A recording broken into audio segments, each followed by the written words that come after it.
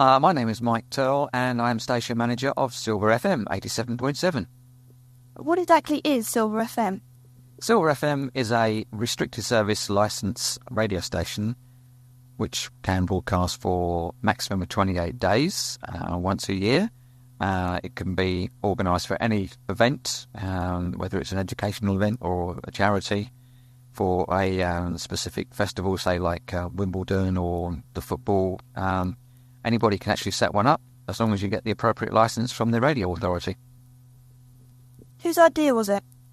Whose idea was it? I like to think it was my idea, but I think my son sort of thinks it's his idea as well.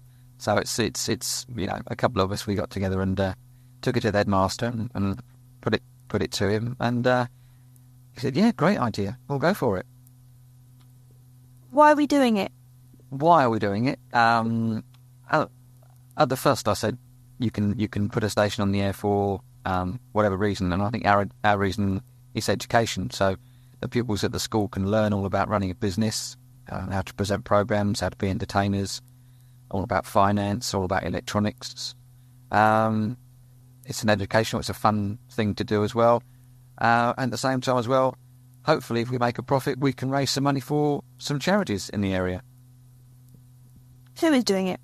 Who is doing it? Basically, it's been run by the students of Bushey Hall School with some help from experienced presenters and adults who can offer expertise in different areas, i.e. electronics or setting up aerials, doing programs, anything that's to do with the station. We've got adults running or helping out the students to actually run the station, but the majority of the work is being done by students from all years of the school.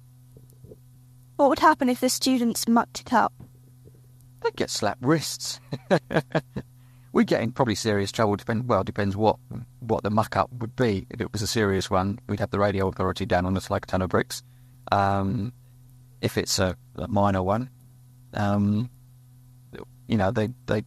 get put in the right direction. It's we appreciate probably there will be a few mistakes, but we'll all learn from our mistakes. So hopefully they'll only be small ones, and we can put them right. But as things go at the moment, it's all looking good, and I don't expect any mistakes. So you put a lot of trust in the pupils? Oh, I do. They're working flat out. They're getting really stuck into all the jobs, whether it's working on the computer, logging CDs, doing programming, putting the news together, which is a big job in itself, getting the news program on air.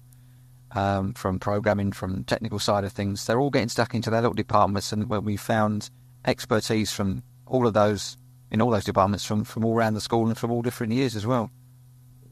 What area does it cover?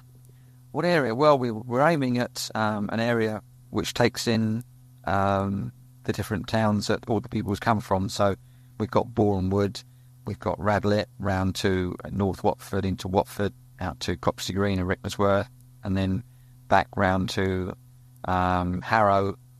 Pinner, I'm not too sure of the signal strength out there yet.